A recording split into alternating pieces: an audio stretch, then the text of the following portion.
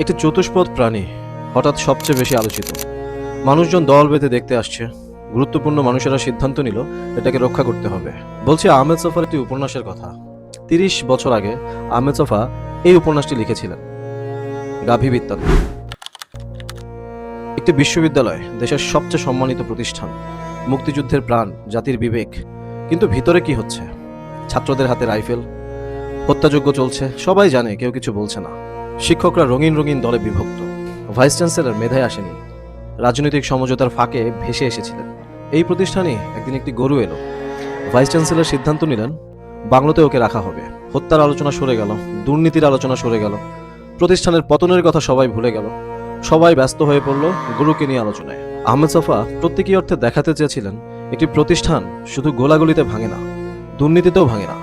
ভাঙে তখন যখন একটি গরু সবচেয়ে বেশি ইম্পর্টেন্ট হয়ে যায়।